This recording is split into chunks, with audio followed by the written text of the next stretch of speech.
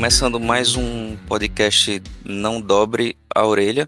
Eu percebi que quando eu falo isso rápido, eu não dobro a orelha, mas eu acabo dobrando a língua. Eu não dobro a orelha. É, e a ideia do podcast de hoje é focar nos livros do coração de Mirtz, porque vocês sabem, Mirtz é o Dave Grohl do nosso Nirvana, né? Ela chegou depois para compor a formação clássica da banda. Então Aê! ela Ela não participou do primeiro podcast que a gente falava justamente disso, né? Então, esse episódio tem essas, essa função de preencher essa lacuna.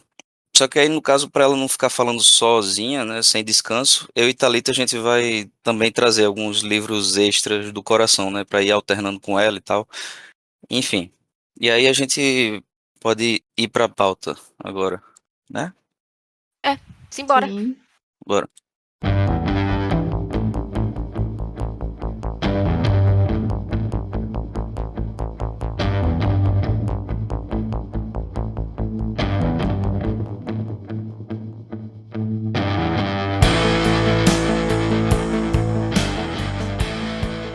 E aí, Mirtz, no caso, a gente pode começar, antes de você começar de fato a trazer os livros, seus livros favoritos, você pode começar falando como surgiu o seu interesse pela leitura, né?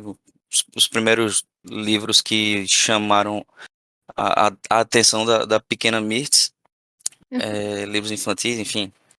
Fica à vontade para falar aí. Na verdade, quando eu me lembro de existir no planeta Terra, já tinha livros ao meu redor, né? Minha mãe, ela é professora aposentada e a gente tinha muitos livrinhos infantis em casa. Então, assim, eu acho que quando eu era bebê, eu já tinha na mão um chocalho e na outra mão um livro. Aí, assim, eu até tenho algumas edições desses livrinhos infantis de quando eu era bem, bem pequenininha mesmo. Só que tem um livrinho que foi bem especial, porque eu lembro, eu consigo me transportar para o chão da cozinha da casinha onde eu morava, quando eu tinha. Eu nasci, minha família morava naquela casa, né? Mas eu tenho uma noção de mais ou menos uns 4 anos de idade que eu tenho imagens na minha cabeça daquela casa. E eu tenho a imagem do piso de mosaico. Respira, Thalita, piso de mosaico. Piso de mosaico. Pular. Meu Deus, eu acho que não tinha um mosaico em posição errada. Eu acho que eu lembraria se tivesse. Eu acho que colocaram bem direitinho na casa onde eu morava. Eu tenho a lembrança do chão da cozinha, assim, entre a cozinha e a sala de jantar. E livrinhos infantis espalhados. E tem esse livro que eu não lembro se eu já sabia ler na época. Eu não sei se eu já era alfabetizada, mas eu não sei se alguém lia para mim esse livro, se a minha mãe leu esse livro, se alguma das minhas irmãs leu esse livro para mim. Mas ele tem umas ilustrações em giz de cera que isso eu tenho certeza que eu tenho na minha mente daquela época, um registro mental daquela época. Eu não sei se das palavras, mas da história e das imagens em giz de cera, certeza. E o nome do livrinho é A Margarida Friorenta, que é de uma moça que, se eu não me engano, é carioca, Fernanda Lopes de Almeida. E esse livrinho conta a história de uma margarida que estava tremendo e uma menininha que percebia essa margarida tremendo. E a margarida estava sentindo muito frio. E essa menininha e uma borboleta azul que aparece ficam tentando ajudar a margarida, né? A entender, botam um casaquinho, botam numa caixinha, ficam tentando fazer de tudo para ver se a margarida para de sentir frio, mas ela não para de sentir frio, continua tremendo de frio. Por isso que não é a margarida friorenta. E eu vou contar a história toda porque é uma história infantil, qualquer um pode ler, é curtinha mesmo, é aquele livrinho que é a imagem e um trechinho, imagem e um trechinho. Justamente por esse livro ter se tornado tão importante para mim é por causa da história, né? Aí a menina leva a Margarida para dentro de casa, bota uma velinha para ver se esquenta, né? Quem sabe se ela no jardim era por causa do vento, alguma coisa, trouxe para dentro de casa e nada. E a Margarida continuava com frio. Aí tem hora que a menininha vai e pega a Margarida e dá um beijinho nela. E no momento que a menina dá o beijo na Margarida, a Margarida para de tremer. E o frio que a Margarida sentia não era frio de casaquinho, como diz a menina para a borboleta depois. Enfim, é uma história muito bonitinha. Essa história ficou comigo aqui, né, pelo resto da minha vida. Depois minha mãe conseguiu uma edição do livro, não foi a edição que eu tinha quando eu era pequenininha. E, assim, o meu interesse pela leitura veio justamente porque, né, eu tinha brinquedos e livrinhos ao meu redor e eu tenho essa lembrança dessa historinha que foi muito, muito especial para mim até hoje. No Que caso, lindo. o frio que a Margarida sentia era a ausência de afeto, alguma coisa assim. Exatamente. Esses livros são interessantes porque você já a- aprende meio que por osmose o conceito de metáfora, né? Isso. Todo livro infantil, né? Isso, Ensina uma coisa muito importante para a criança, que é a coisa da empatia, sabe? Que é a coisa mais importante que existe para uma criança, mais do que total. qualquer coisa. E para você ver, isso ficou marcado em mim, tanto que quando eu reencontrei, né, o livro, minha mãe conseguiu o livrinho também, e eu dei uma olhada na história, eu me emocionei de novo e sabe, me levou para aquela época e que desde não sei que idade eu lembro de ter memórias mentais, assim, imagens na minha mente entre 4 e 6 anos. Eu não sei se foi nesse período. Eu acho que eu comecei a ler, eu tinha uns 6 anos. Eu fui alfabetizada, se eu não me engano, eu tinha 6 anos, entre 6 e 7 anos. Então, eu acredito que alguém lia para mim a história. E os desenhos ficaram na minha mente. E é isso, é uma história que me emocionou como criança e me emociona hoje como adulta. Aí é muito especial para mim, então eu tenho ele como um marco do meu início, do início da minha vida de leitora. Eu Legal. considero esse livrinho o ponto inicial. Eu queria compartilhar isso com vocês, né? Antes de iniciar a minha lista de fato, Achei perfeito. lista de adulta. Sim, uma excelente memória afetiva, né? Exatamente. O livro. Perfeito. E até me deu a ideia da gente fazer um podcast específico sobre os livros infantis da gente, né? Tipo, os que marcaram Seria a infância da ótimo. gente. Acho que seria interessante Sim. recobrar essas lembranças também. Uma boa. E na vida adulta? Na vida adulta, eu vou falar por ordem de leitura, mas não necessariamente pela ordem de conhecimento da obra, porque um deles foi uma releitura. Assim, minha gente, eu tive que abrir mão de muitos livros do coração para escolher 3 para falar aqui para vocês. Tanto que eu trapacei e trouxe 4, né? A gente sabe como é. A dor é grande. Mas, assim, por exemplo, um dos livros do meu coração, eu não vou colocar nesse episódio de agora, porque nós 3 falaremos sobre ele em um episódio futuro. Então, Ui! vocês já sabem qual é. É um mais assim. Então,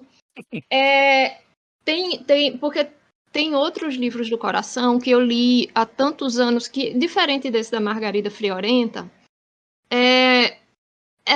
eu li numa época que se distancia muito de quem eu sou hoje. Então, teria que reler para saber o quanto esses livros permanecem no meu coração. Então, eu escolhi livros mais recentes. E um deles eu li também nessa época, que eu era uma pessoa muito diferente, mas eu reli em 2017. Então, ele está bem recente, assim, para mim. E eu acho que esse livro também deve estar no coração de Thalita, que é Orgulho e Preconceito, de Jane Austen. Assim, Tá na tua lista? Aí não, tu ficou tá no com meu menos de... coração, mas Tá no teu assim, coração. Ah, tá. isso, mas eu nem cheguei a mencionar ele no primeiro episódio. E hoje, assim, É, também ele não tá aqui porque eu suspeitei, eu disse, pode ser o de Mirtz. ele né, em 2017 eu li a obra completa de Jane Austen, tanto que foi a época que eu encontrei a minha gatinha e eu coloquei o nome dela de Jane Austen por isso, né, que eu tava aquele ano todo com o livrão de obra completa. E tem outros livros dela que estão no meu coração, como Persuasão, por exemplo. Mas Orgulho e Preconceito é um livro que me traz uma sensação de que eu estou visitando um cantinho familiar, sabe? Ele é claramente um livro conforto. Ele com certeza é um livro conforto. É um livro que dá Sim. para a gente visitar de vez em quando, pelo menos no meu caso, né? Quando eu quiser uma sensação de aconchego, né? E é interessante que a primeira vez que eu li, que foi mais ou menos na época que saiu o filme, por volta de 2005, eu gostava dele por outros motivos. Aí quando eu reli agora em 2017, eu percebi que eu tenho muito mais identificação com o Mr. Darcy do que com a Elizabeth. Sim. Eu que sou a mais esquisitona, fechada, que fica de cara emburrada em festa. Meu Deus, é Mr. Darcy, eu não sou a Elizabeth Bennet. E o que mais que eu posso falar de Orgulho e Preconceito? É um livro tão lido, tão amado, tão adaptado, que eu acho que todo mundo conhece a história. Tem gente que E pensa que Orgulho e Preconceito é só mais um livro romântico. Não, e não é isso. Orgulho e Preconceito, ele traz muito, Jane Austen, ela traz muito das características da sociedade da época no livro. inclusive ela é bem assim, ela traz muita ironia em relação Isso.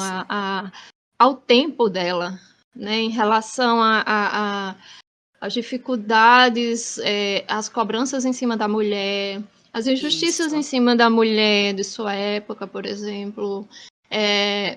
Questão da Justamente na herança. situação. Uhum. Exatamente, no Orgulho e Preconceito, é bem claro isso de que são. Eita, quantas filhas são, Thalita? Tu lembra? 4? São 5? 5 para aí.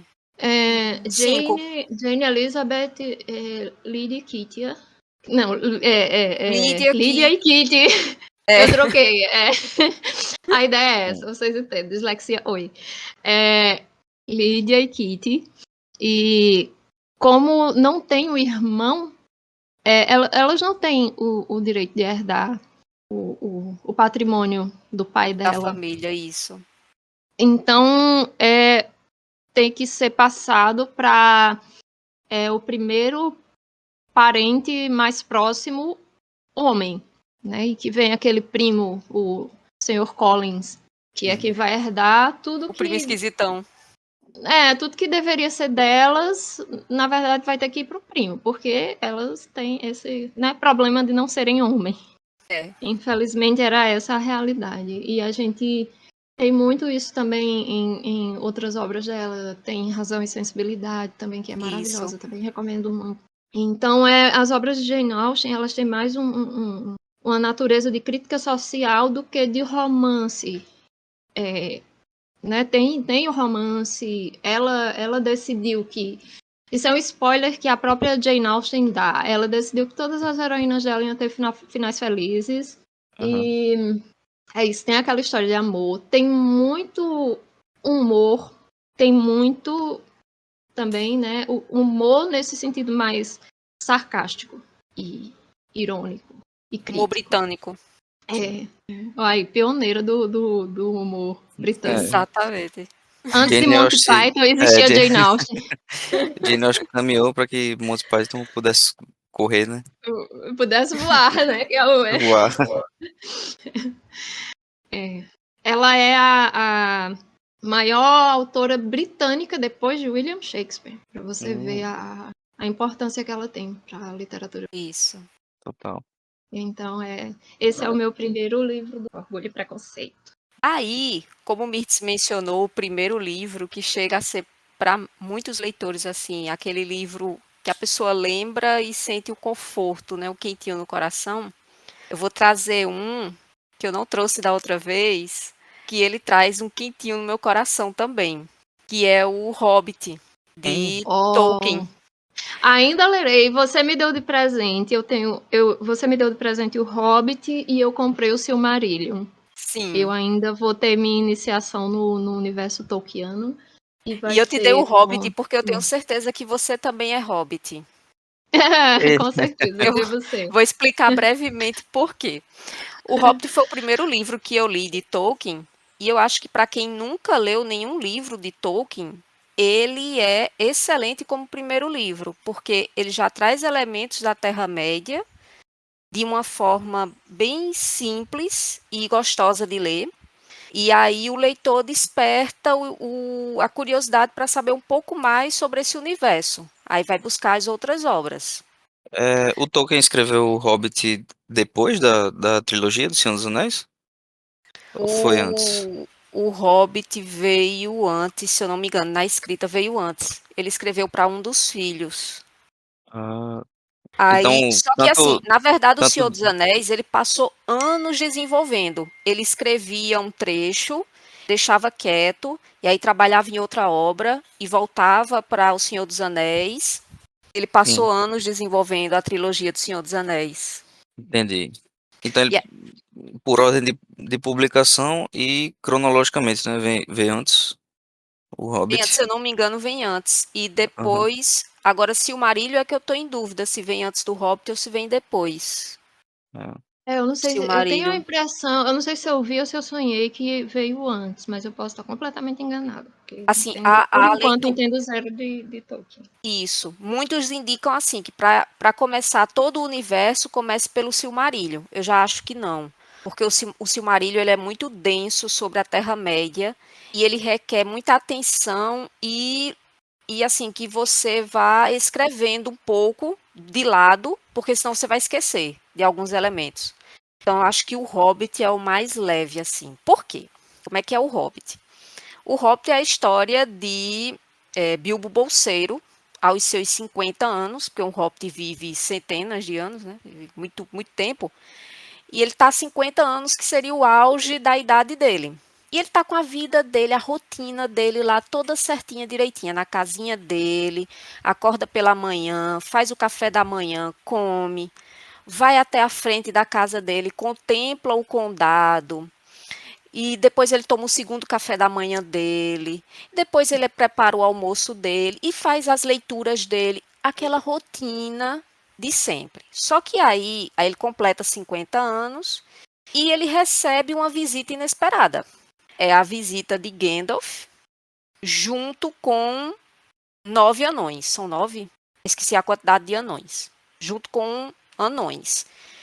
E assim, ele como uma pessoa de rotina, ele não está acostumado a receber visitas sem ser avisado. Gandalf é uma pessoa que ele gosta muito, ele receberia normalmente, mas receber outras pessoas, tudo bem. Abriu a porta de casa, entrou todo mundo, ele ficou meio assustado.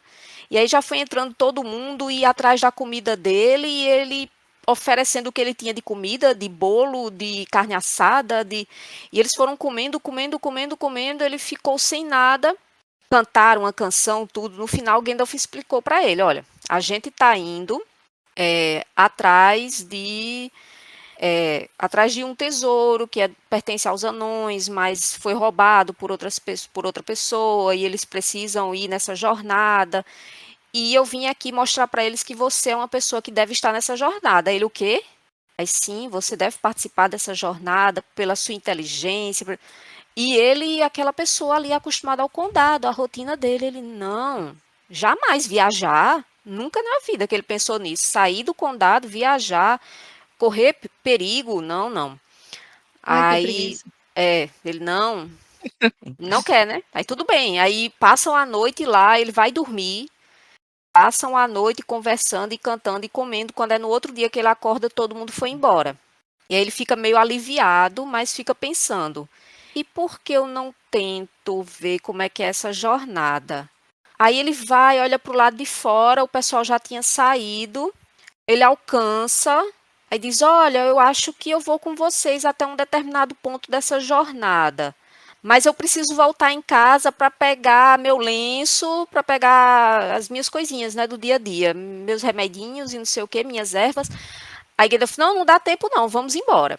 Aí ele sai correndo, pega o que pode e entra nessa jornada. E aí, assim, ele saiu da zona de conforto, porque ele se depara com muitas coisas que ele achava que não iria acontecer na vida dele, como encontrar ciclopes, né, que são gigantes, e ter que trocar palavras com um ser muito estranho que era o Sméagol, né, que é quando ele encontra um anel.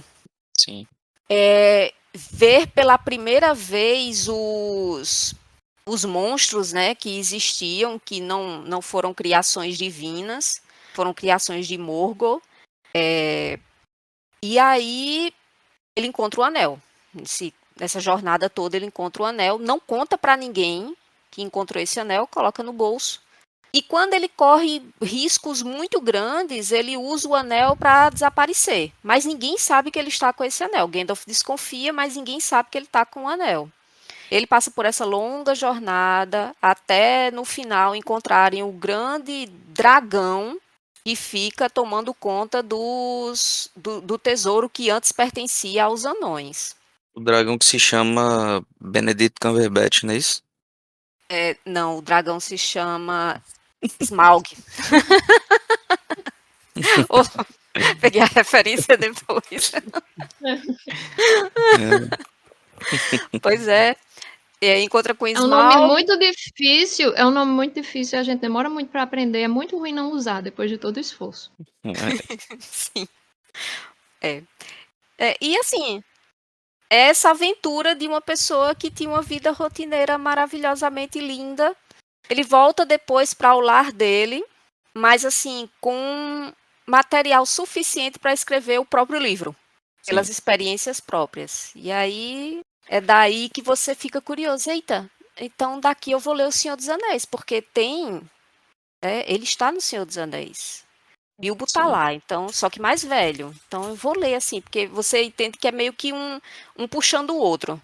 Ele E tá no Senhor dos Anéis e protagonizando a cena mais assustadora dos filmes, né? ele tá altamente apegado ao anel, né? É. E para ele se soltar do anel é difícil. Porque no Senhor dos Anéis ele tá com 100 e poucos anos, 130 anos mais ou menos, desde os 50 anos que ele tava com o anel, né? Uhum. Então, assim, ele não se tornou o Sméagol, mas foi difícil desapegar do anel. É, Thalita, o Gandalf ele explica porque o Bilbo tinha que ingressar nessa missão. Ele diz que é porque Bilbo, apesar de ser um hobbit, ele acredita que, como hobbit, ele é uma pessoa altamente inteligente e que em determinadas situações ele conseguiria sair, coisa que os anões talvez tivesse algum problema naquilo. Então ele Uhum. apostou que Bilbo seria essencial nessa jornada, Entendi. pela, pela inteligência, pela perspicácia dele, né? Saquei, saquei. Apesar de não ter experiência nenhuma em viagens, em sair do condado, é tanto que os anões se assustam, se virgem um hobbit. Na jornada, aí Gandalf mente, né? Ah, ele é acostumado, minha gente. Ele enfrenta altos perigos. Mentiu no currículo, meu Mentiu Deus. no currículo de Bilbo, mas Bilbo fez bonito. Do Sim. jeitinho dele, né? Aquele jeitinho dele, Ele assim. não mentiu, ele proferiu. E, minha Profetizou. gente, é muito Ele interessante, profetizou. porque eu me identifico, né? Ele tá viajando, ele diz: ninguém vai parar para comer. Ninguém, ninguém, já está na hora do almoço, minha gente, já está na hora da janta. A jornada inteira você percebe que a preocupação de Bilbo é forrar a barriga. Ele precisa comer, minha gente, senão ele não tem energia para nada. Errado não tá. Errado ele não tá. Não, eu sou um hobbit mesmo. Somos. Não. #hobbits. E o que é que tu achaste da adaptação do Peter Jackson? O pessoal critica muito, né? Olha, a adaptação é o seguinte, eu já tinha lido o livro. Aí o primeiro filme, aquele início do filme, Até a Sim, que parte foi que os dividido em dois, né? anões. Aí o primeiro filme, que os anões chegam e tudo mais.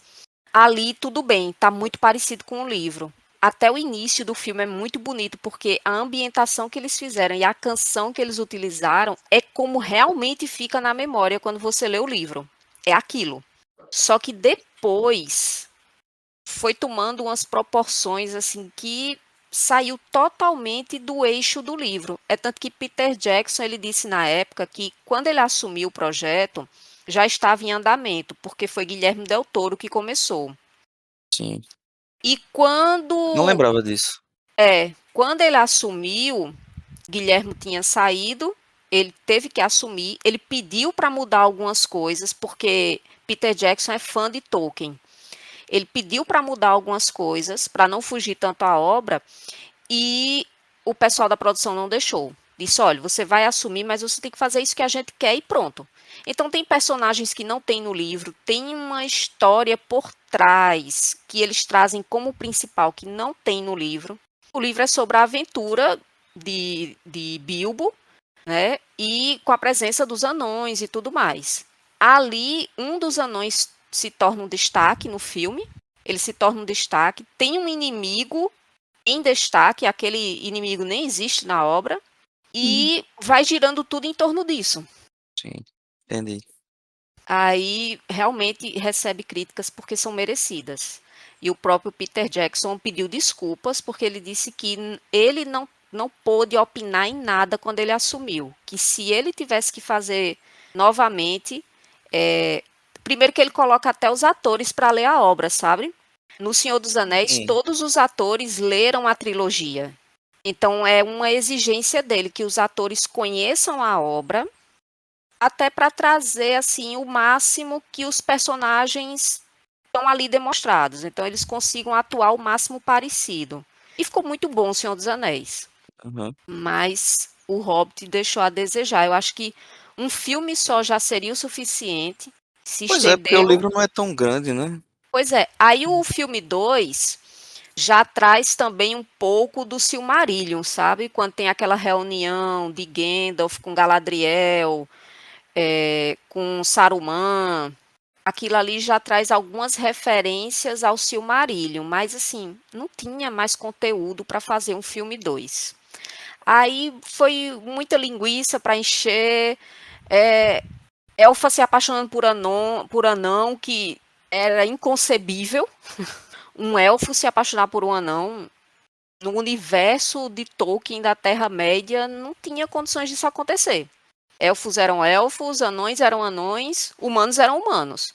É tanto que a história no Senhor dos Anéis, de Aragorn com a elfa, aquela história, na verdade, é uma história que está em outra obra de Tolkien, que é Beren e Lúthien, Ah, que durante a Segunda Era da Terra-média, o Senhor dos Anéis é na Terceira Era, durante a Segunda Era da Terra-média, um humano se apaixonou por uma elfa e realmente eles passaram. O pai dela não queria o relacionamento de jeito nenhum. Para isso, mandou ele ir buscar uma Silmaril, né, que era uma das pedras de Silmarillion, lá em Morgoth. E ele foi para provar o amor dele. Só que quando ele chegou lá, ele foi preso e ele nunca voltava, nunca voltava, nunca voltava. Ela, Beren, foi até ele para resgatar ele e provar ao pai que ela também o amava. Então, trazendo essa referência de Beren e Lúthien, aí foi jogado no Senhor dos Anéis. Que existe, né? Aragorn, ele realmente é apaixonado por. Esqueci até o nome da elfa, mas não tem hum, muito falando sobre o envolvimento deles no decorrer do livro. Tem tem após o livro, né, que são os apêndices. Aí nos apêndices uhum. conta como é que foi o futuro deles. Eles realmente casaram, tiveram filhos, Sei, mas no miolo do livro, no meio do livro, não tem muito esse relacionamento deles. entendi. E é isso. E leiam O Hobbit. Leiam, Lerei os dois. leiam Orgulho e Preconceito e leiam O Hobbit. É a No caso, sequência de, é a sequência de, ai como estou feliz. como eu tenho o Hobbit e o Silmarillion aqui, então eu vou seguir a sua recomendação. Vou Sim, começar pelo Hobbit, porque eu comprei o Silmarillion porque justamente eu tinha ouvido falar que era melhor começar por ele. Mas eu confio em você. sim, comece pelo Hobbit, porque você já vai Uhum. se ambientar à Terra-média e naturalmente você vai sentir vontade de ler O Senhor dos Anéis. Mas se naturalmente sentir vontade de ler O Silmarillion, leia. Uhum. Leia fazendo suas anotaçõezinhas, porque ali ele vai descrever a primeira era, a segunda era e o início da terceira. Uhum. Sim. Certo. Mas vá pelo Hobbit, vá de olhos fechados, não, bem abertos, que é para ler bem direitinho. É, é. De Mas é uma braço Olhos leitura aberto. muito fechados só se for. fluida, é uma leitura muito fluida, muito gostosa. Quando eu estava Ah, dando aula, eu indicava para os meus alunos, porque é maravilhoso e bem fácil de ler. Sim. É, então, passando agora para o próximo. Mirtz tem mais indicação, acho que ficaria melhor tenho. dela. É. Vai lá, diz Então, aí. Mirtz. a minha segunda Indicação indicação, não, né? O segundo o livro. segundo livro do Eu coração, sempre falo indicação, eu é, sempre falo errado. Foi mal. não deixa de ser uma indicação, né? Que a gente tá, vai que o pessoal se interessa, a gente torce que as pessoas se interessem para ler Então tá os certo. livros que a gente ama, né? Então, É, não está errado, Felipe, não está errado. É, o meu segundo livro do coração, barra indicação, com certeza tá no coração de vocês, não tenho dúvida, que é Fahrenheit 451. gosto. Está sim! Thalita, eu desfalquei um dos seus 2 livros ou 3 que você ia falar, porque eu sei que também tá no seu coração esse livro. Tá, tá. E pode falar. Ele é lindo, ele é maravilhoso. Ele. Eu não sei se eu anotei aqui a época que eu comprei ele. Não, eu tava pensando que ele poderia ser daquela minha grande remessa de 2013. Mas não foi, porque Ray Bradbury faleceu em 2012. Quando ele faleceu, eu já tinha esse livro. Então, acho que ele deve ter sido dos livros que eu comprei por meados de 2010, 2011. Inclusive, eu só comecei a ler Fahrenheit 451 por indicação sua também. Então você já tinha e já tinha lido. Oh, que coisa. Fico feliz, fico muito feliz. Que eu tenho, além do encantamento que eu tenho pela leitura, pelos livros, né, que tem muito a ver com o tema do livro, eu tenho um encantamento pela pessoa de Ray Bradbury como escritor e como ser humano. Se vocês assistirem algumas entrevistas que tem com ele, tem várias no YouTube, tem também palestras que ele dava em universidades. Ele era uma pessoa realmente encantadora. E eu lembro que um tempo depois que ele faleceu, se eu não me engano, a casa dele ia ser demolida e tal, e eles fizeram, com a madeira da casa, eles fizeram alguns suportes de livros. Olha que coisa. Imagina você ter um suporte de livro feito com um pedaço da casa de Ray Bradbury. Ai, gente. Eu não sei. Eu imagino que a família estava de acordo, né? Deve ser. O amor que eu tenho por essa história, que é uma história de amor pelos livros e pela leitura, e da consciência da importância que eles têm, a importância social da leitura, né? E é um romance distópico em uma sociedade em que é proibido ter livros, né? As pessoas, a função do bombeiro naquela sociedade não era apagar fogo, era para tocar fogo em livros quando recebesse uma denúncia de que em algum lugar tinha livros. E Fahrenheit 451 é exatamente a temperatura em que o papel se desintegra no fogo. Isso. E, e é isso, tem esse bombeiro chamado. Gente, o nome do bombeiro estava aqui na minha cabeça agora, deu o branco. Você lembra, Felipe? De cabeça não. Deixa eu ver se eu acho aqui também. Eu não lembro também o nome do personagem. Tava aqui com o nome dele. É Guy Montag. Isso. Montag. É, É, é, ou Guy Montag. Guy Montag. Isso. Né? E a história é em torno desse bombeiro, né? Porque os livros são tidos como uma ameaça à paz. social, ao bem-estar social. Então, aquele governo daquela época decidiu que era proibido, então, se você tivesse algum livro em casa, você poderia ser denunciado, e os bombeiros eram acionados para tocar fogo em seu livro ou em sua biblioteca, caso você tenha uma. E o que acontece é que esse rapaz ele meio que, como é que eu poderia dizer? Ele digamos, é contaminado pela curiosidade, Sim. Tipo isso, talvez né? pelo, É. né? Então, E é, principalmente quando ele vê que pessoas, eles são chamados para queimar livros e as pessoas são apegadas, mesmo sabendo que serão punidas, elas são sim. apegadas àquelas leituras, àqueles livros, começa a despertar uma curiosidade nele. Por que isso? As pessoas elas têm permissão de ter alguns dispositivos como televisores, e o entretenimento era todo voltado para aquele formato, né? Televisão, programas de televisão, era o entretenimento que as pessoas poderiam ter em casa. E as pessoas, elas só aprendiam a ler o suficiente para ler manuais dos seus equipamentos de casa, que era para Sim, consertar ou mandar trocar ou chamar algum técnico, só isso. E o que eu me lembro também, por exemplo, nos televisores você se comunicava com a própria família. E a família via você, você via os familiares, que era uma forma também deles vigiarem se sua casa tinha alguma coisa estranha. Thalita falou agora disso de você só poder ler para executar alguma função, né, específica ali é, da sua casa, do seu trabalho e tal. Me lembra Sim, muito gente que critica é, tipo os professores, a autonomia de alguns professores, sobretudo o pessoal de professor de literatura, de história e tal, porque acha que a escola, a função da escola, né, a escola deve se prestar a ensinar matemática e português, sabe? isso, Tipo, é uma isso. visão completamente, como é que eu digo? Pa- Pragmática, acho que não é bem a palavra, mas é tipo, serve, a escola tem que servir a uma prática, né? Tipo, É uma formar pessoa que vai se trabalhadores, tornar. formar operários, Exatamente. né?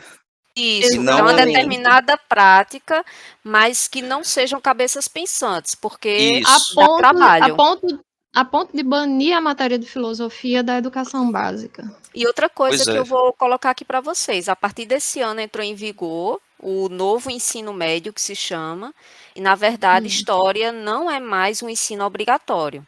Na verdade a disciplina de Oxi. história ela se converteu, ela tem por obrigação de ensinar coisas práticas à vida dos estudantes que escolherem cursar. Então, alguma coisa ligada à vida cotidiana deles, ou algum jogo, né, que eles gostam de jogar, ou alguma coisa ligada à vida futura profissional deles, mas jamais falar da história como o passado. Isso é Isso é um preocupante. absurdo. Não, É demais. preocupante. Isso é perigoso. Assim, como historiadora, meu coração fica, né, é terrível, essa situação é terrível. E eu tenho colegas, né, professores, amigas, professoras, tudo, que assim fica, olha, a escola passa um curso que eu devo oferecer, são cursos. Professores de história agora dão cursos, oferecem cursos. E aí, no caso dela, ela disse, um colega meu ofereceu RPG, né? Jogos de RPG. Ela não conhece de RPG, então ela planejou um curso sobre as sociedades indígenas. O curso do colega dela, Uhum. a sala tinha estudantes, mas a dela não teve, Hum. né? Porque não é mais obrigatório, eles não querem saber disso, eles querem saber de mudar de vida, né? De entrar no mercado de trabalho, de receber muito dinheiro, é isso que eles têm em mente. Ah, eu quero receber muito dinheiro e isso só vai acontecer se eu correr atrás. Então, eles vão ali em matérias do interesse deles, ou para alcançar esse tipo de objetivo, ou porque faz parte do cotidiano deles ali, jogos, né? Alguma coisa do entretenimento. Mas fora isso, o ensino de história foi jogado às traças. E é bem É, triste. é lamentável demais, né? É revoltante. Demais, demais, demais. Aí tudo isso porque Fahrenheit 451 já traz essa preocupação. E ele foi escrito na década de 50, né, Mirtz? Isso, ele foi escrito, foi publicado em 1953, pela primeira vez.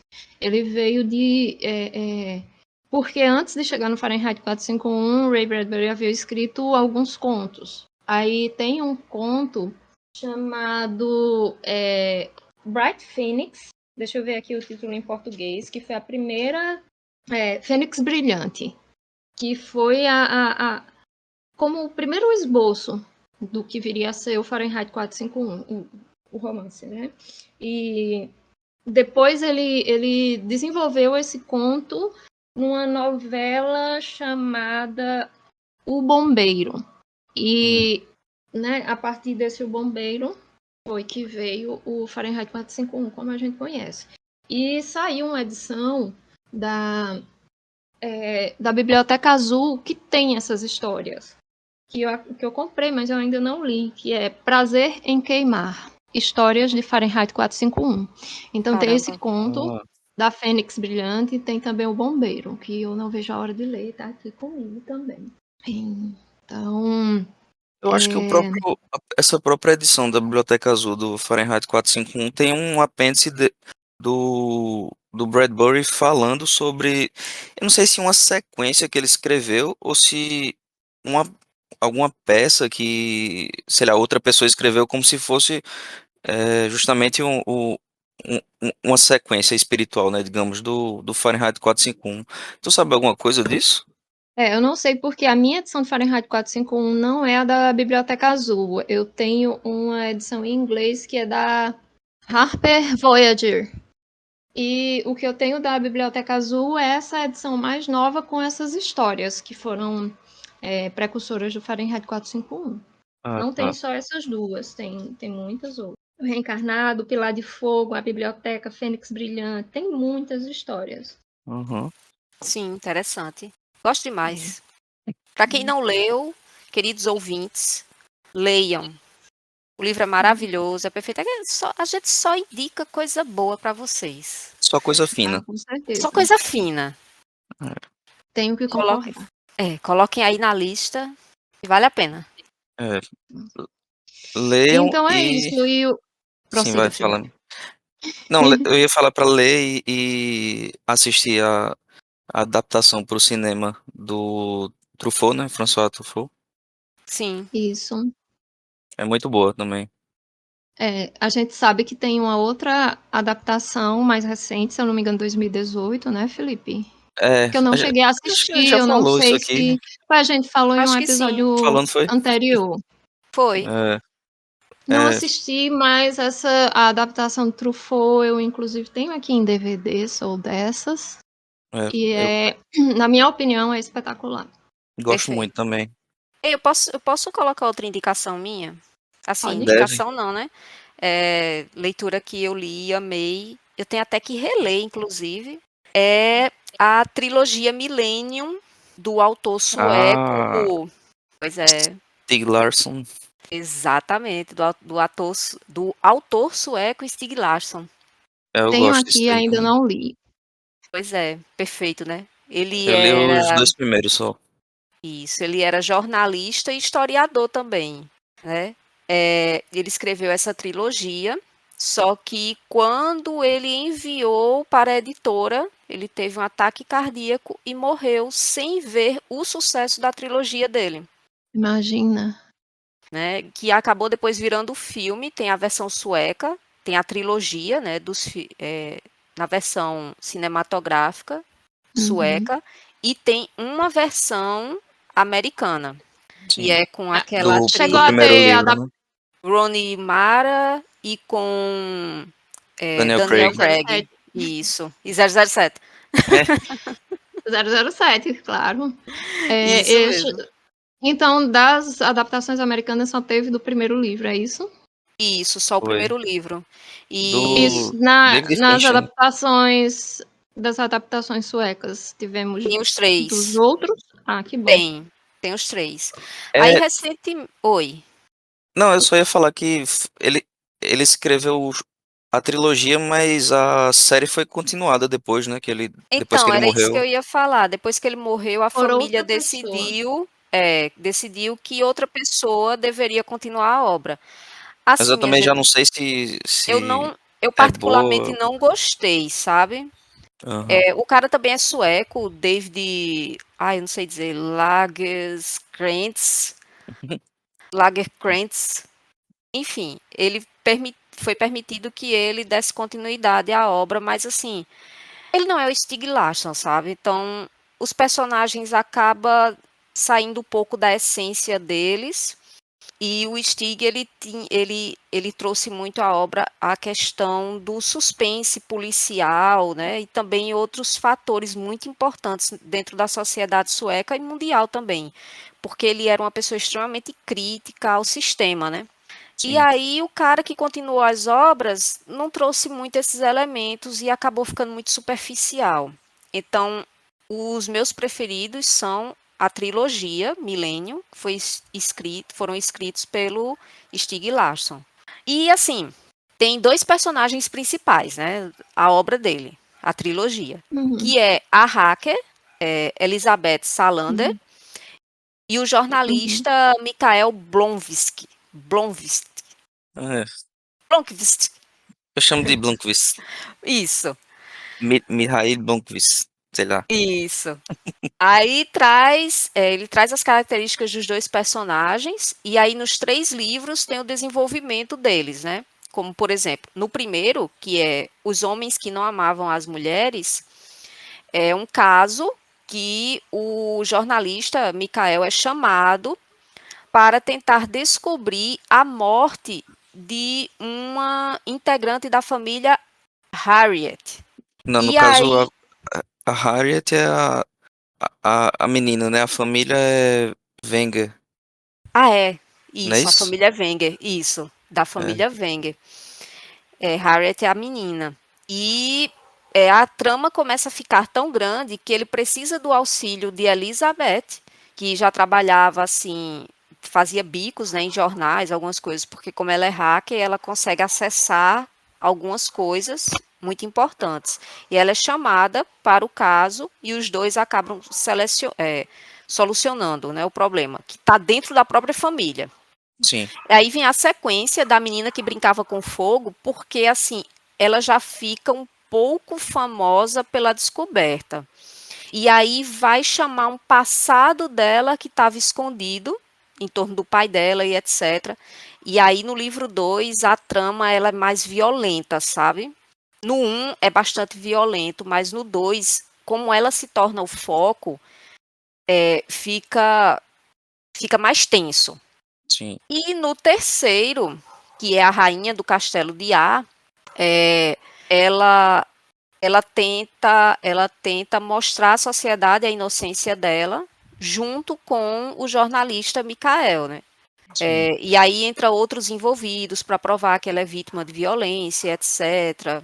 Então, assim, e eles acabam descobrindo que a podridão vem do próprio Estado sueco. Pois Então, é, essa série como um todo, acho que sobretudo o primeiro volume, né? sim, O título Os Homens que Não Amavam as Mulheres não é por acaso, né?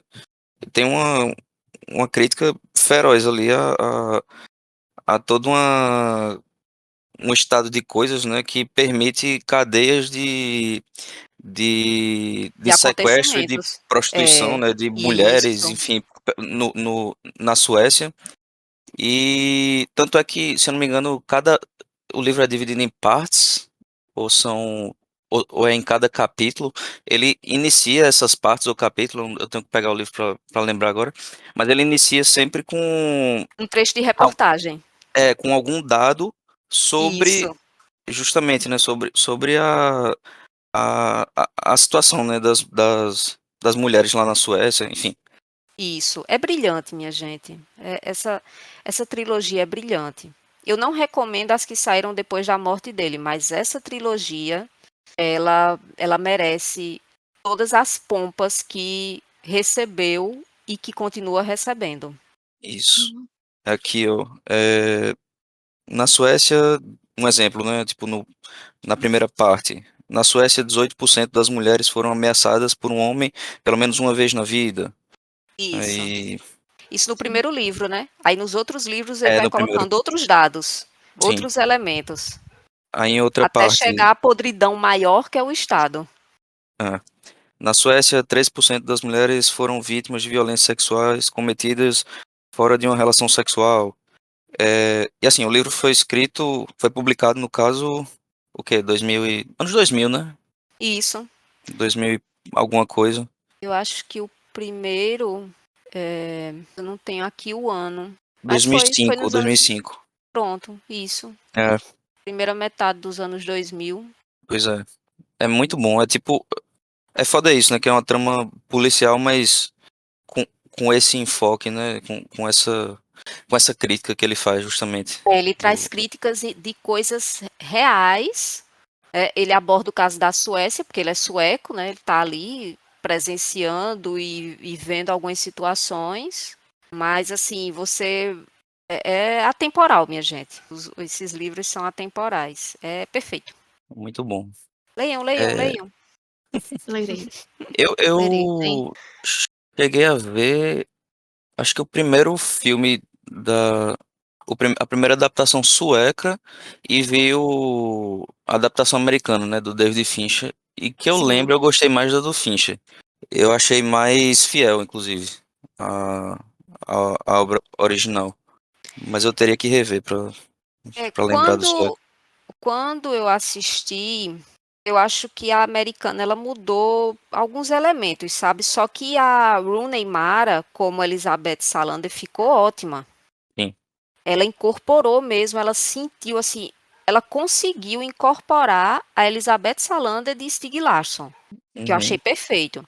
E o jornalista, como Daniel Craig, também ficou muito bom. Na versão Foi. sueca, a Elizabeth Salander já ela tem características, a atriz ela conseguiu pegar as características, mas não incorporou tanto. Eu achei uma Elizabeth Salander mais corpuda, né? Assim, ela tem. Uhum. E a versão americana não, ela é aquela pessoa que é magrinha, que tem problemas de sociabilidade. Ela conseguiu incorporar isso muito bem. Thalita, Total. porque algumas pessoas atribuem características delas a características de autismo. Na obra, ela é declaradamente autista ou é só uma associação que as pessoas fizeram? Mirtes, eu não sei se. Tu até coloca um termo. Eu não sei se vi ou se sonhei. Uhum. Mas parece que no primeiro livro, quando está descrevendo as características dela, coloca que ela tem o diagnóstico de autismo. Ah, então Eu não sei eu se tenho essa. vi ou se sonhei, mas se eu não me engano, no primeiro livro tem, quando está descrevendo sobre Elizabeth, tem que ela tem esse diagnóstico de autismo. Então ela tem muito problema de sociabilidade. Ela própria que Descobrirei quando eu também ler. por essa Felipe, tá característica. Oi. baixo? Oh, foi mal, eu botei pra cima de novo. Mas o que eu tava falando era que a própria Lisbeth, que por ter essa característica de ser mais retraída, né, de ser, é, como é que eles colocam como antissocial, ela própria. Não, peraí, para não criar confusão, porque o transtorno de personalidade antissocial é outra coisa, uma coisa muito séria. É Então, mas porque é porque no livro. na época que foi É, escrito, Mirtinha, esses seria termos ainda não estavam muito bem definidos. Não, mas o transtorno de personalidade antissocial, ele já é um termo diagnóstico, mas que ele é o que é associado à psicopatia, gente. Então a gente, né, não botar uma coisa, misturar uma coisa com a outra. Ela Mas não é tem questão de misturar, dificuldades de socialização. Existe o termo mesmo no livro que ela era não, então, é antissocial? porque eles. Não, Ou é Ela é. dificuldade de socialização? dificuldade de socialização. Porque Agora uma sim, coisa é ser antissocial, ela outra passa coisa é ter pelos dificuldade. traumas, ela passa pelos traumas, Uhum. mas a gente vê que depois ela se vinga. Hum. Mas Ela foge de determinados momentos, mas tem momentos que ela chegou no limite dela e ela se vinga, sabe? Mas assim, ela não consegue se relacionar muito com outras pessoas, assim, ter um relacionamento amoroso, tá? É muito difícil para ela confiar em outras pessoas.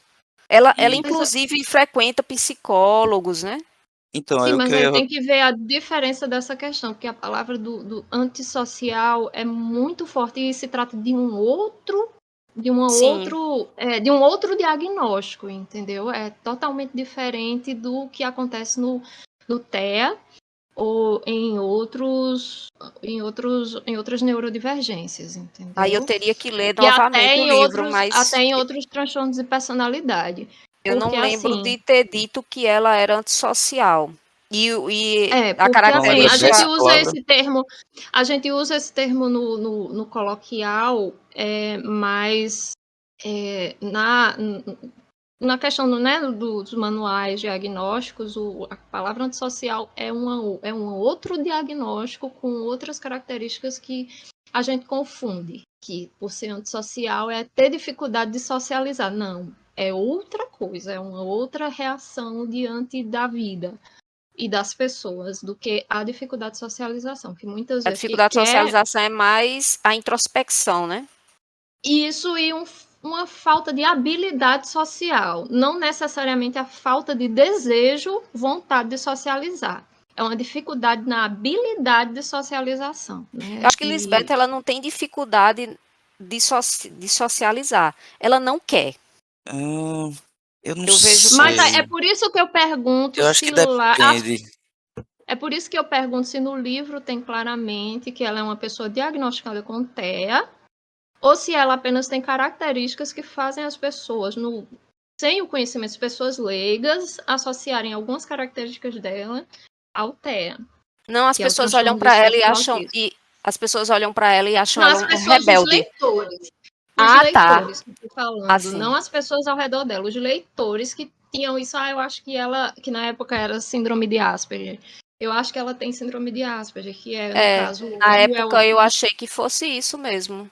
Aí eu queria saber se na obra tem declaradamente que ela tem esse diagnóstico de autismo ou se é uma dedução dos leitores pelas personagens, pelas interpretações, inclusive, que né, tem essa Sim. interpretação norte-americana que pode lembrar algumas pistas, Não, eu não sei. no livro, o autor, ele deixa definido nas características dela, mas eu não vou lembrar agora, O termo porque faz específico eu muito também não tempo. sei. Faz muito tempo que eu li. Mas Porque eu, assim, Uhum, caramba, olha só, ela é. E aí eu já te conhecia, uhum, eu e Mirtes também. uhum. Mas eu é, preciso ler novamente para saber se ele colocou lá que ela tem a característica na época de Asperger. Ou pois eu se tô foi procurando uma aqui. dedução das pessoas, né? Ou se é uma dedução. Eu não sei se li, eu não sei se sonhei. Mas o que eu ia falar era que é, por ela ter essas características de ser mais retraída, enfim, ela própria se torna vítima dessa violência por parte do Estado sueco, sabe? Uhum, De Sim, tipo, sim. de ter se eu não me engano, a- acho que a mãe dela tem algum problema, não, acho que é um tutor, ela é tutorada, né? é, Hum, é. Isso, e aí o tutor dela, ele tá com algum problema de saúde, e aí meio que passam ela para um outro cara. E hum, aí, tipo, meio que passam por cima do desejo pessoal dela. Enfim, tem toda uma questão nesse sentido. Ele hum, Agora, abusa ela sexualmente também, abuso ela é se horrível. vinga depois, é terrível. A descrição no livro é uhum, terrível e no Sim, filme é uma cena terrível. pô, o hum. filme é gráfico pra caramba dessa É, cena. Enfim, mas uma excelente indicação, Thalita. pois Pô, tem os leiam. 3 livros aqui, e eu acho que vai ser um desses casos que eu vou fazer a Thalita. Eu vou ler antes de assistir qualquer adaptação. Sim, que aí você vê qual que você achou melhor. A americana, Uhum, eu acho que a escolha dos atores foi perfeita, porque eles incorporaram bastante os personagens dos livros. Mas eu acho que a versão uhum. sueca é a que segue melhor os livros. Eu não sei. Eu, na minha cabeça, na época que eu li, era meio que o contrário, mas também faz muito tempo, eu posso ter. Eu acho que é porque eu gosto muito da versão do David Fincher, né? Trilha Sim. sonora, tudo. Talvez O Rooney Mara. seja, talvez seja justamente isso. Hum, A adaptação sueca trouxe para Thalita mais sentimentos semelhantes a quando ela leu a obra literária, e já com você o efeito veio com a adaptação americana. Pode ter sido isso, né? Porque a pode gente é ser. um mundo entrando em contato com a obra, então a gente tem o efeito da mesma obra diferente, né, em cada um. É. Pode ser que o É, impacto das adaptações tenha sido melhores, tenha funcionado melhor a adaptação sueca para Thalita, apesar dela perceber uma maestria maior nos atores norte-americanos. Não norte-americanos, né? Que Daniel Craig não é americano. Mas enfim, na adaptação é. É Estados americana Unidos mesmo? barra É, inglesa. pronto. a adaptação é Pronto, americana, exatamente. gente. Só o ator que A é inglês. adaptação americana pronto. E a atriz é americana, né? A Roni Mara? É Roni Mara o nome É, dela? acho É, que Vocês é já ela é a falaram? esposa de Joaquim Fênix. irmã Ah, da sim, Kate sim. Mara. Isso, Sim. irmã da Kate. Certo. Sou eu agora? Isso. Tá. Eu vou ser bem breve aqui no meu livro. Vou ser breve e econômico, porque eu trouxe só um livro para falar, que Aham. é justamente o Stoner, do John Williams. Eu não Oh, sei se eu eu cheguei a li falar esse desse livro livro para também. vocês. Já Não. mencionou que a editora É, Rádio da Londres fechou, não é isso? É Rádio Londres, exatamente. Rádio London. É Rádio Londres. Ela faliu, Ai, teve mil Ah, tretas lá. sim. uma pena. É, e aí, inclusive, quem tiver outros livros do John Williams pelo Rádio Londres e quiser fazer uma doação, pode falar no direct do Instagram que a gente tá aceitando. Mas esse livro, eu li ele rapidão, assim, tipo, sei lá, uma semana e meia, alguma coisa assim.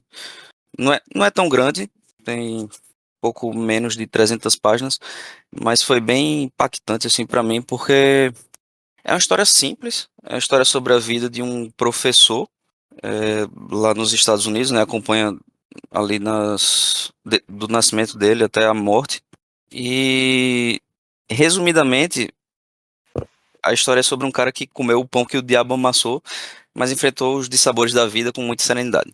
Eu acho que eu resumiria em poucas linhas assim.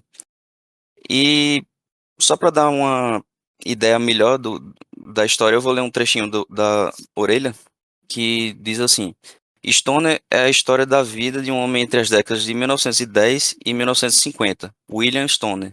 Filho único de camponeses humildes, quase por acaso descobre sua paixão pelos estudos literários e se torna um professor universitário. Em uma prosa linear e límpida, narra-se o progressivo afastamento de Stoner da própria família, as relações complicadas com os colegas, as amizades tragicamente marcadas pela guerra, a difícil vida conjugal, o impossível amor clandestino por uma professora mais jovem e o encontro com a morte. Stoner reage às provações da vida com aparente impassibilidade e silencioso estoicismo, emergindo como um inesquecível e trágico herói da vida cotidiana. E é isso. Uau. É, esse livro ele é muito foda por isso, porque tipo, as coisas vão sempre meio que dando errado. Me lembrou muito. Eu cheguei a comentar, né, nos meus. Como eu comecei a me interessar por literatura, me lembrou muito ao Desventuras em Série, sabe? Só que para adultos. Aham. Aham. É tipo isso.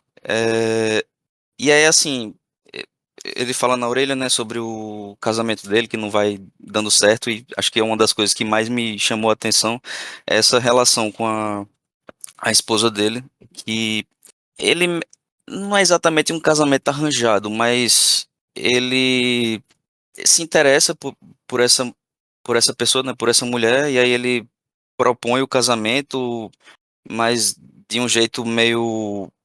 é, Porra, fugiu a palavra agora. Meio procedimental mesmo, sabe? E ela também aceita no impulso, mas depois acaba se arrependendo e ela própria acaba tendo uma vida. ruim ao lado dele, sabe? E culpa ele por isso. E a única coisa na vida do cara que era ele enxergava de maneira positiva era a relação dele com a filhinha que eles têm depois. E aí até isso a esposa meio que fica é, tent- tentando afastar ele, sabe, dela. Fica colocando ela para fazer outras atividades justamente Ô para eles não Felipe, interagirem. Oi. me lembrou uma leitura que é Madame Bovary, Hã, que assim, ela também casa é do por Flaubert, impulso. né? É, Flaubert. Aham. É Flaubert que diz? Acho que é Flaubert, que é Flaubert. francês. Isso. Ok. Ela casa meio que por impulso com um médico, só que ele passa bastante tempo fora, porque ele é médico, e ela não se adapta muito bem à vida de casada. Ela quer, na verdade, ela casou achando que iria ter uma vida social bem divertida e ela não tem vida social. Ah, pode ter sido Aí uma me inspiração, lembrei, né? é, Total. Porque o John Williams, ele é do século XX, né? A literatura dele pega esse período. Então é bem provável, né, que ele tenha se inspirado no Madame Bovary para compor esse pedaço, né, da vida do cara e tal. Enfim. sim, E aí. E é assim, enfim, o John Williams, ele escreve muito bem, ele faz, ele desperta esse sentimento, ele sabe fazer, sabe? Despertar o sentimento de empatia, de você sentir a dor do personagem e tal.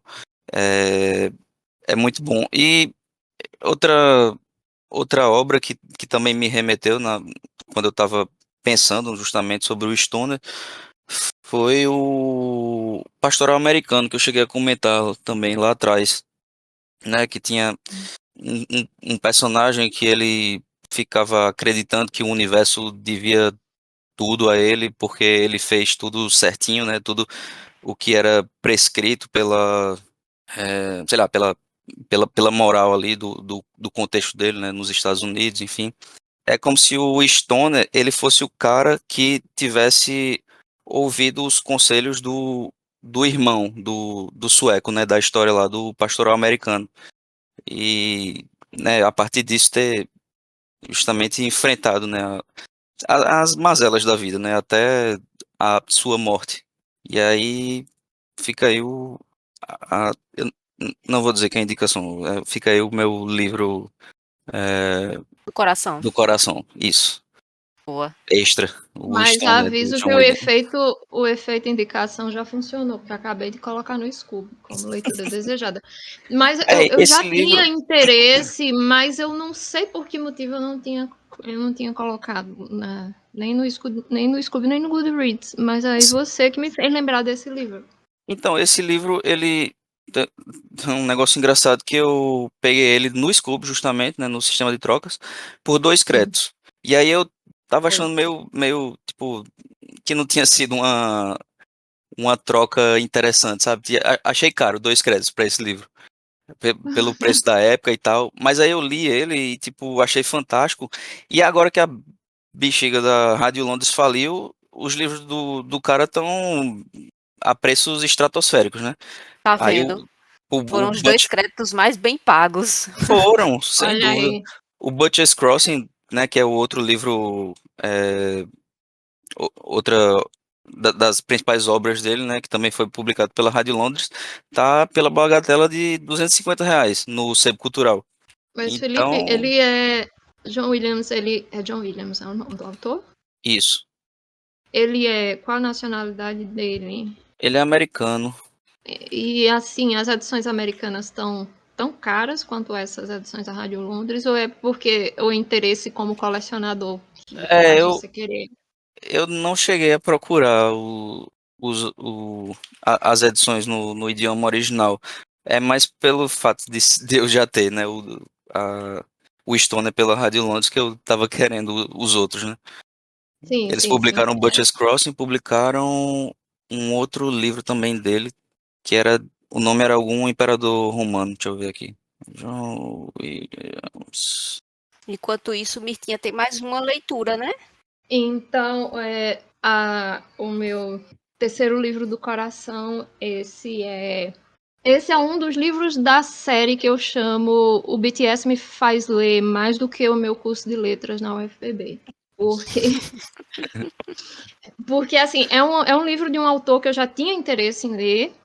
Eu já tinha um livro dele aqui, que deve ter sido da remessa de 2013, que eu já tinha O Lobo da Steppe. O autor é Hermann Hesse. E eu tinha esse livro, O Lobo da Steppe, há muitos anos aqui na minha estante e não lia. E em 2018 descobri o grupo BTS, achei interessante a proposta, blá, blá, blá, blá, blá, blá.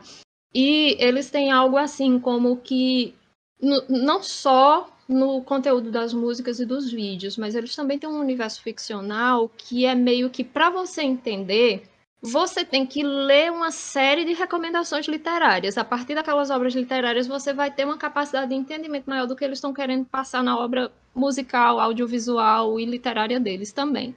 Isso é muito bacana. Inclusive, não só obras literárias, como alguns filmes também. Alguns bons filmes, tenho que reforçar. E antes de eu entender direito do que se tratava, toda a coisa do conceito lá do grupo, algumas pessoas, alguns fãs já tinham percebido que o álbum Wings tinha sido inspirado num livro específico de Hermann Hesse, que é Demian, que, se eu não me engano, é vencedor, inclusive, do Nobel de Literatura. Então, eu fui atrás de Demian, e na mesma época, Felipe, eu fui atrás de Aqueles que se afastam de Homelas. Não existe tradução Sim, sim. oficial para o português, mas enfim. E eu O lembro conto da Leguin. que tipo, eu não posso incluir uma obra dela que eu ainda não li, como do coração, mas só o conto que eu li ficou no coração também. E junto o conto de Homelas ficou Demian, de Hermann Hesse, que é uma obra que posteriormente eu fui descobrir que tem muita conexão com uma coisa que é meu hiperfoco, que é a psicologia junguiana. Né? É uma obra, é como se fosse assim, a psicologia de Jung em forma de história. É a teoria de Jung romanceada. Entendi.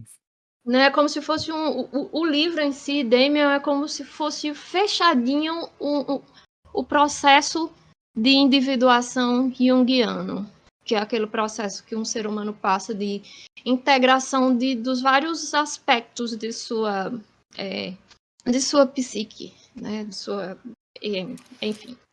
Jung é a baleia de Mirtes. A baleia. O Jung tem as baleias, eu tenho o Jung. Aí, esse livro teve me impactou muito pela forma como a história é construída, pelas personagens, que Hesse colocou a personagem principal, Emile Sinclair, como se fosse um aspecto de sua própria pessoa também. Então, Emile Sinclair é um menino inocente, que segue aquela vida dentro dos padrões, com a segurança do lar e da família, que ele chama esse mundo familiar, o mundo da casa dele, o mundo dos pais, como o mundo luminoso. E na medida em que ele vai crescendo, ele vai descobrindo um mundo sombrio, um mundo obscuro, né? E que é a descoberta de aspectos mais, como é que eu posso dizer? Os aspectos mais negativos da humanidade, né? E ele conhece uma figura que vai ser muito importante nesse processo de autoconhecimento dele, que é Max Damian, né? Que seria Max Damian como o oposto do próprio Emile Sinclair. E nessa amizade é que vai acontecendo o desenvolvimento desse menino, do Emile Sinclair. Ele vai conhecendo o que há de bom e o que há de ruim nas pessoas, no mundo, as injustiças, e ele vai se desenvolvendo a partir desse conhecimento do mundo luminoso, do mundo sombrio, e aprender a não rejeitar o mundo sombrio, entender que também faz parte dele, né? Faz parte do todo. Não existe luz sem escuridão. É basicamente isso. É a jornada do menino Emil Sinclair é a jornada pelo seu autoconhecimento e também um conhecimento da natureza humana, de forma mais abrangente. E tendo o Max Damian como uma figura muito importante nesse entendimento dele, nesse desenvolvimento. Mirtz, Ah, o Demian é um livrinho curto, né? bem Do curto, resto. Tu bem recomendaria curto. para introduzir na obra do Hermann Hesse? Muito, muito. Eu tenho assim, todo mundo falava do Lobo da Steppe, que eu vim ler também posteriormente, adorei. Mas assim, eu fico muito feliz antes de eu ter lido o Lobo da Steppe, eu ter descoberto o Demian, porque é uma boa introdução à obra de Hesse. Ah, legal. É uma excelente introdução à obra dele. E depois descobri que assim, que Jung e Hesse, eles tinham uma ligação, eles tinham uma amizade. E Jung chega a escrever uma carta para ele, agradecendo por ele ter escrito Demian, né, que segundo Jung Ah, foi um livro perfeito, né, irretocável. Quando ele pensa nisso, numa alegoria da sua própria obra. sim, a psicanálise junguiana aplicada na Na literatura, né? verdade, tem uma terminologia diferente. Alguns teóricos chamam também principalmente assim, não traduzidos para o português, ou traduzidos para o português também, mas eu não tenho certeza, se referem como psicanálise junguiana, mas na verdade, quando na verdade é todo uma outra, eita, tiririca, peraí, vai voltar, eu vou conseguir falar. Não se fala sobre psicanálise junguiana, na verdade, mas sim a psicologia analítica. A Tá, de Jung tem essa outra forma, que é em vez de psicanálise, tem a psicanálise de Freud, a psicanálise de Lacan, a aham. psicanálise de Adler e tem a psicologia analítica de Jung. Mas a E, psicologia analítica dele entra como é, entra no campo da psicologia lato sensu, de fato? Tipo, aqui o pessoal do curso de psicologia vai estudar e tem e sei lá, behaviorismo, tem essas coisas assim, é tipo uma categoria dessas? é uma Ou, categoria dessas, mas Jung é meio que o underdog da psicologia. Sabe, mesmo que eu não entendi. digo da psicologia tradicional, porque Freud não faz parte da psicologia tradicional. Freud Não, também então, faz ele, parte das psicologias profundas. Mesmo ah, assim, no curso de psicologia, pelo menos aqui da UFPB, se estuda Freud. Eu não sei o quanto que estuda de Lacan, mas de uhum, Jung, nada. Se eu fosse fazer o curso de psicologia esperando ver alguma coisinha de Jung, eu ia me frustrar muito. sim, Mas eu considero a obra dele e o legado dele, a psicologia dele, para mim é o 42 da psicologia. É a resposta para a questão fundamental sobre a vida, o universo e tudo mais. E tá, você vê muito da psicologia de Jung nas obras de Hesse. Também no uhum, Lobo da Steppe. Eu só li Demian, o Lobo da Steppe. Aí eu li uma série de ensaios dele sobre a velhice também, que a gente encontra também essas reflexões nesse livro de Hesse, que se eu não me engano com a idade, com o passar do tempo, torna-se mais jovem, uma coisa assim. Que eu li ano sim. passado, mas é porque o título é tão comprido que eu não sei se eu vou dizer direito. E eu tô aqui para esse ano, eu tô com o jogo das contas de vidro, que eu também tô curiosa para ver o quanto da psicologia junguiana tem no jogo já conta nos jogos. Não, o jogo das contas de vidro. Hum, tá Mas legal. é isso, é um livro que teve um impacto muito forte em mim. Eu li em 2018. Inclusive, já dei de presente para muita gente. Uhum. Mas É uma história muito interessante em si, independente de você ter essa noção de que tem alguma coisa a ver com a psicologia junguiana. Independente de sim, saber disso, é uma história muito legal, muito bem contada. já tá na minha lista aqui também.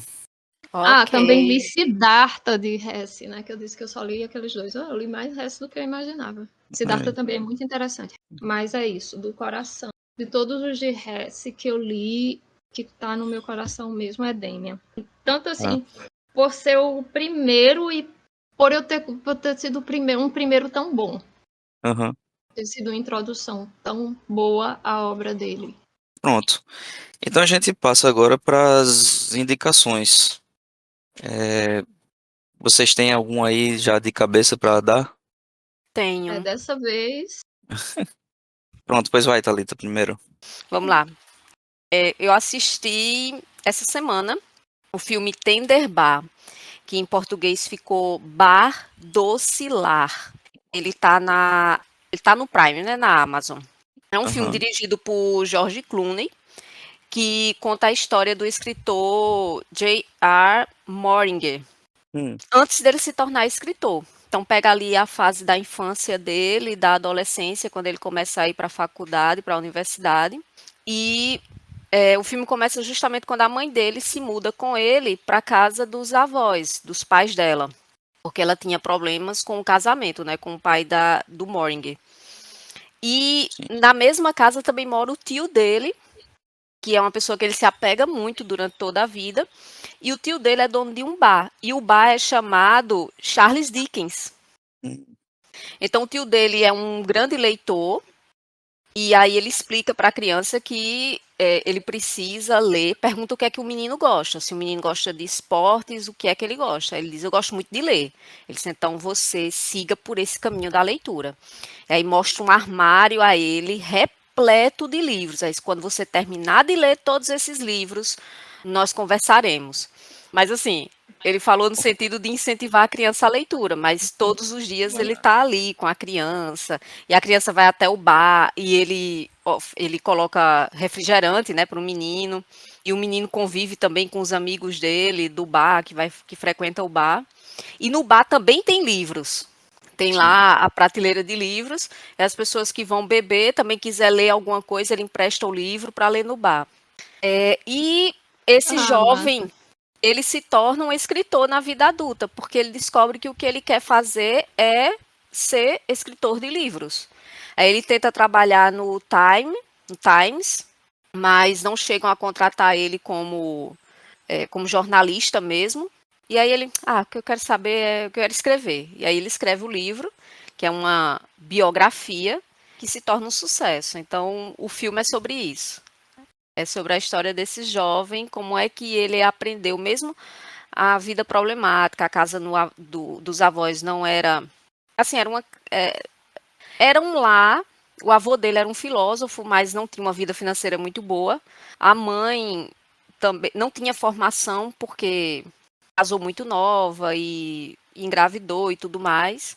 E o tio dono de um bar, mas não era um bar grande, era um bar pequeno. E mesmo assim, ele foi para a faculdade, e teve esse sonho, né, de seguir a vida como escritor. E é isso, e eu recomendo. O filme é ótimo. Legal. Já dá para Gostei. entrar na lista aí do podcast dos filmes de escritores, né? Filmes de Verdade. escritores. É Vou, verdade, minha gente, eu tinha vou, esquecido. vou assistir também. Eu gosto desses filmes É muito bom, Também. tá bastante. lá. Inclusive, eu não sei se vai aparecer para vocês, mas o cartaz do filme na Amazon é de outro filme, que não tem nada a ver com ele. Gente, É o nome de um com cartaz de outro, mas o filme correto é esse, né? Ele é de direção de George Clooney e ele é com é Ben Affleck, né? o marido da Jennifer Lopez, da J-Lo. Senhor Low. Senhor Low. Senhor Lou é ótimo. Massa. É Legal. isso. Mitch já tem alguma coisa aí, alguma indicação? Não, vou fazer Já. melhor. Vou deixar a protagonista do episódio por último. Pode ser? Pode ser. Pronto. A Porque protagonista é ótima. a minha indicação ela é curta, é rápida também de dar. É um jogo que se chama Surviving Mars. Sobrevivendo a Marte, né? E é um jogo, é um tipo de jogo que um tipo que se chama City Building, sabe? Que é o jogo de você construir sua cidadezinha, sabe? Hum. Pronto, existe essa categoria de jogo aí, tipo o Trópico, né? O Trópico 5, Trópico 6, Cities Skyline, enfim. E aí, esse Surviving Mars, na verdade, você controla uma expedição a Marte, né? Com alguns dronezinhos, alguns robozinhos ali, para ir justamente criando as condições para receber colonos da Terra, sabe? Terráqueos. E Ah, aí Interessante.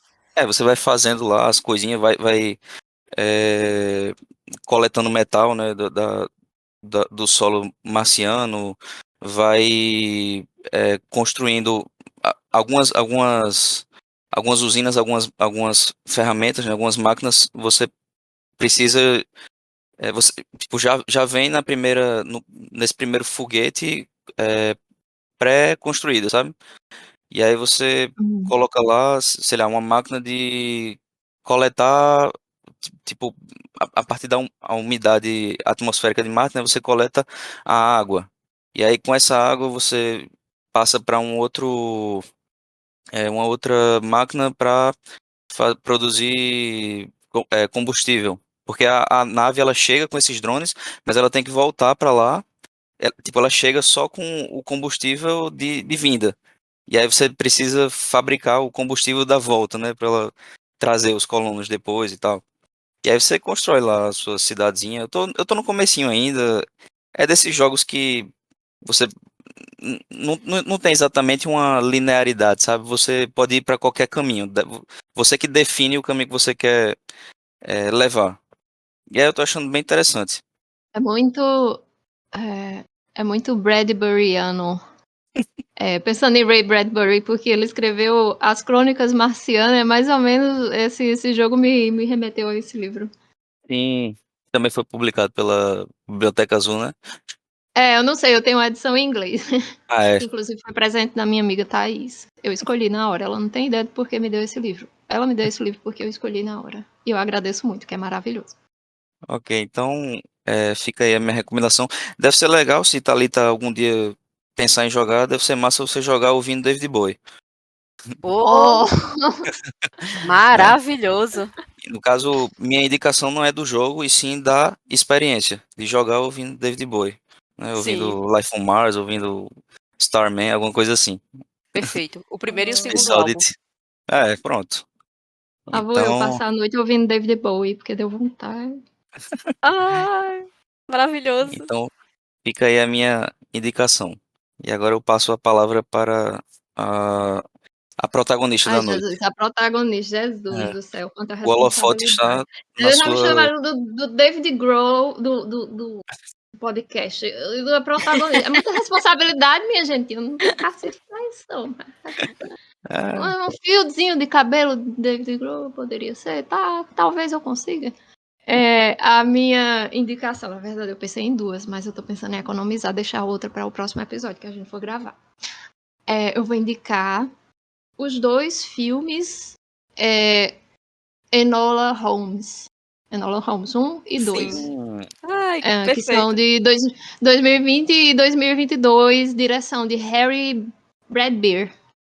Os dois são disponíveis na Netflix e eles são baseados nos livros, né, na série de livros de Nancy Springer, que ela escreveu, tipo, ela que criou essa personagem, né, dessa irmã mais nova de Sherlock Holmes, que o irmão aham, que a gente sabe da obra de Sir Arthur Conan Doyle é do Mycroft, que é o irmão sim, mais velho. Mas ela trabalha no cria essa governo, né? irmã, ela cria essa irmã mais nova, né? Então seria uma ramificação feminista da linha Holmes, né? Da linhagem Holmes. E assim, eu não cheguei a ler nenhum das obras, né? Eu fiquei sabendo que é baseada numa série de livros após eu ter visto o primeiro filme, porque eu adorei o primeiro filme, e claro que eu fui pesquisar sobre ele. E ontem eu vi o filme 2 e eu também achei espetacular.